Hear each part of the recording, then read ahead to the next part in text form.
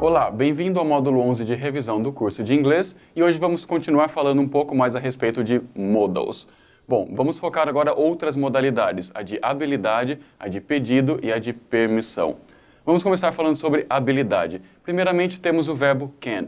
Can ao pé da letra, que significa poder, mas muito cuidado porque ele pode trazer a ideia de possibilidade. Nesse caso, por se tratar de habilidade, talvez uma tradução melhor seria de saber fazer alguma coisa ou de conseguir fazer alguma coisa.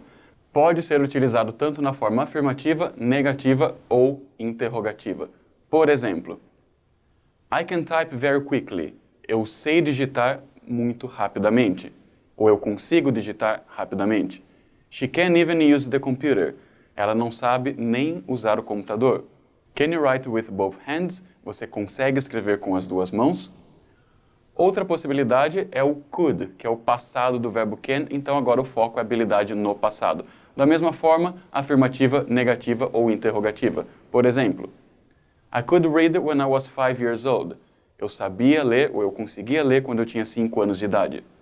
After the accident, I couldn't walk for a month. Depois do acidente, eu não conseguia andar por um mês. Could you play any musical instrument as a child? Você sabia ou você conseguia tocar algum instrumento quando era criança?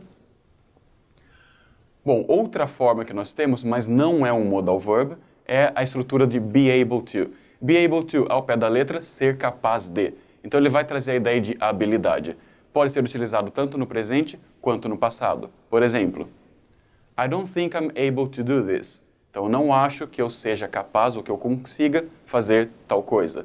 She isn't able to practice. Então, ela não é capaz ou ela não consegue praticar durante a semana.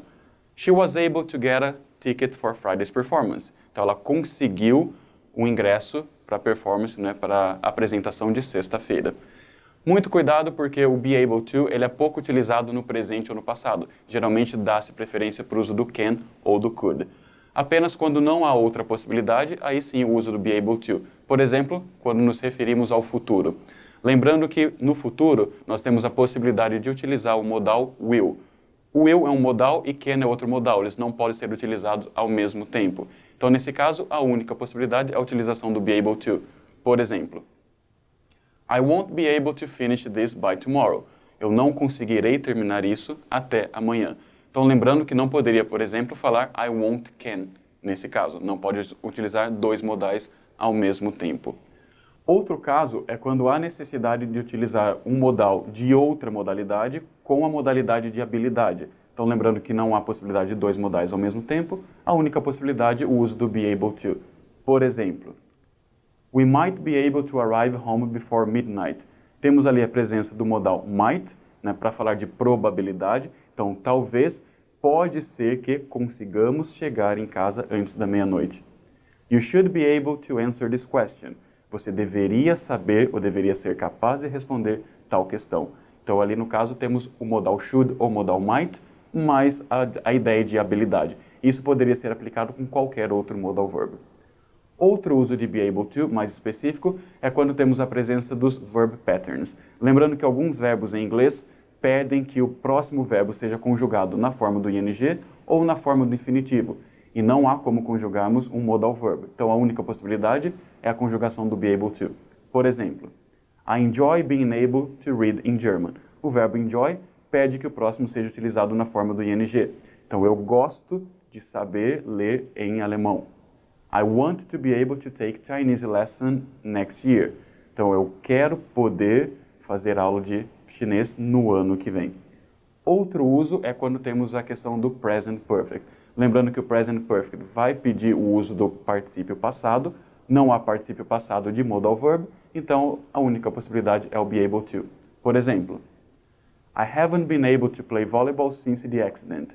Então, eu não pude jogar vôlei desde o acidente.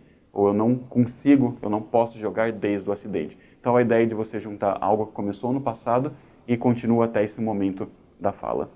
Outra habilidade que temos é a de permissão e pedido. Para isso também temos o uso do can, e agora com a ideia de poder. Por exemplo, I finished my test. Can I leave the room? Posso sair da sala? Então, o uso do can para pedidos. Também pode ser utilizado na forma negativa e na forma afirmativa, tanto para negar permissão quanto para conceder permissão. Por exemplo, I'm sorry, but you cannot leave the room just yet. Então você ainda não pode sair da sala. Muito cuidado porque o cannot também pode ser utilizado na forma can't, né? O can mais apóstrofo mais o T na forma de contração, né, do cannot. Bom, outra possibilidade também é a utilização de may. May, ele tem a ideia um pouco mais formal, mais polida do que o can. Por exemplo, you may take a seat. Então você pode se sentar. You may not use a pencil to answer the test. Então você não pode utilizar lápis para responder a prova. May I speak now? Posso falar agora? Então só lembrando que o may, ele tende a ser um pouco mais formal. Da mesma forma também temos o uso do could. O could, ele também traz um pouco mais de formalidade pela ideia do poderia. Por exemplo, could I talk to Mr. Hart, please? Eu poderia falar com o Sr. Hart, por favor? Então tem a ideia um pouco mais polida. E por último, temos também uma outra possibilidade, que é a utilização da expressão be allowed to. Bom, be allowed to significa ser permitido. Então ele tem a ideia da voz passiva. Na verdade, é o ter permissão para alguma coisa. E o verbo to be, que vai determinar o tempo. Ele pode estar no presente, passado ou futuro. Por exemplo, we are not allowed to continue beyond this area. Não temos permissão para continuar. She wasn't allowed to speak. Ela não teve permissão para falar. The students will be allowed to use a calculator. Os alunos terão permissão para utilizar uma calculadora.